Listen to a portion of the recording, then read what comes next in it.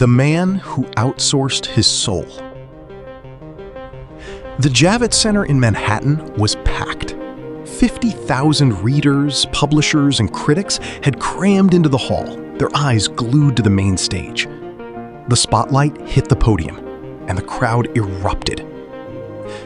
Julian Croft, the undisputed king of American letters, walked out. He was the man who gave us The Salt of the Earth, the raw, bleeding masterpiece that won the Pulitzer. He was the voice of a generation, the guy who could make you cry over a broken coffee cup and laugh at a funeral. His books were New York Times bestsellers for decades. But as Julian sat down, he didn't look at the crowd. He didn't look at the teleprompter. He stared at his phone, where a cursor blinked patiently inside an open AI chat window. 2 years ago, Julian had laughed at AI. Machines don't have a soul, he told his agent over martinis. But curiosity gnawed at him.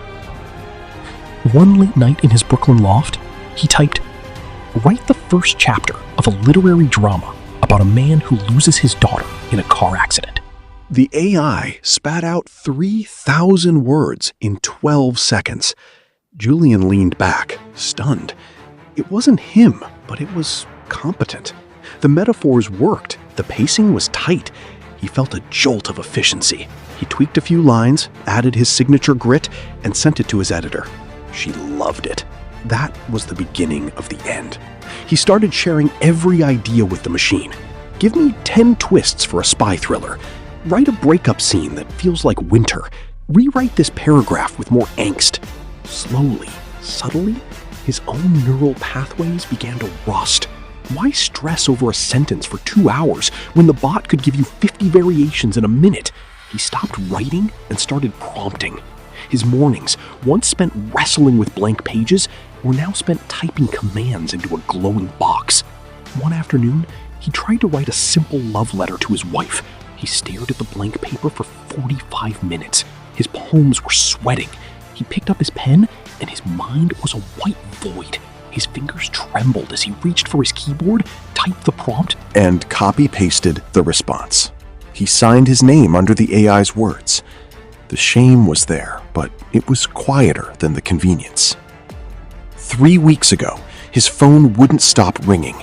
5 major publishing houses were begging for his next novel. The Frankfurt Book Fair was looming. "Julian, we need your masterpiece. Give us the book of the decade." Julian panicked. He sat in his study, surrounded by his own Pulitzer trophies and National Book Award medals. They felt like tombstones. He tried to summon a story from his gut. Nothing. The words wouldn't come. His brain felt like a disconnected hard drive. So he did the only thing he could. He fed the AI 30 pages of plot points and character sketches. He told it, "Make it better than anything I've ever written." 24 hours later, he had a 400-page manuscript titled Echoes of Tomorrow. He didn't change a single comma. He emailed it to his publishers with a smug smile. The Javits Center, present day. But before he can speak, his lead editor, Margaret, storms backstage. She is pale, her fists clenched. She slaps the printed manuscript on the table. "Cut the crap, Julian," she hisses, her voice shaking with fury. "I've read your work for 30 years. I know your voice. This reads like a plastic bag, smooth, shiny, and completely hollow. The metaphors don't talk to each other. The characters don't bleed. You didn't write this. A soulless algorithm threw up on these pages." Julian's face drains of color. The crowd outside is chanting his name. "Julian! Julian!" He stumbles onto the stage. He grips the lectern so hard his knuckles turn white. He opens his mouth to give a speech, but no words come out. His mind is an abyss. A journalist shouts from the front row, "Mr. Croft, is it true you used AI to write your latest book?" The auditorium goes dead silent. Julian's breathing turns ragged. Sweat drips into his eyes. He looks at the sea of faces, faces that once idolized him, and his voice cracks, echoing through the massive hall. I can't write anymore," he whispers, then shouts in agony, I gave my ideas to the machine. Every plot, every twist, every piece of my soul. I fed it to a computer. Now my head is empty. I don't know how to think without it. I don't know how to feel without it. Gasps ripple through the crowd. His agent covers his face in shame. A young man in the third row suddenly stands up. He's just a kid, maybe 19, clutching a worn-out, dog-eared copy of The Salt of the Earth. "Julian!" the kid yells. "Remember the scene where the father digs the grave with his bare hands? You wrote that in one night.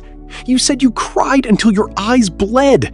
That wasn't a machine, man. That was you." Something snaps inside Julian's chest. A ghost of a memory. The smell of rain-soaked earth. The scratch of his fountain pen. The pain that only a human heart can manufacture. He looks at his phone sitting on the podium. The AI app is still open, waiting for a prompt, waiting to steal the next breath. Julian picks up the phone. He holds it high. The crowd holds their breath. He hurls it against the back wall. The screen shatters into 1,000 glittering shards of glass. "I'm done!" he roars, his voice raw with redemption. "I am going cold turkey. I don't care if it takes me 10 years to write a single sentence. I don't care if I never sell a copy again. I am going back to the blank page. I am going to sweat, bleed, and fail on my own terms." The crowd doesn't clap at first. They are stunned. Then slowly, like a rolling thunder, the applause begins. It builds into a deafening standing ovation. Not because he gave them a book, but because a writer, a real writer, just chose his own broken humanity over a perfect algorithm. Epilogue. Julian Croft no longer uses AI.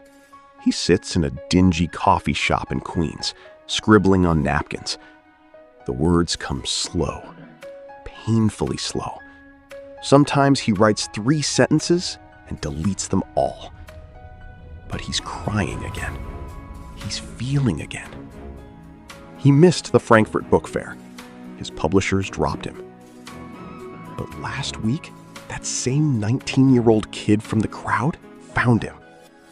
The kid handed him a notebook and said, "Write me a story that only you can write. I'll wait." Julian took the notebook, and for the first time in 2 years, he wrote the opening line with his own hand, his own sweat, his own soul. Machines can mimic genius, but they can never pay the price of a writer's broken heart. And Julian Croft had just found his heart again.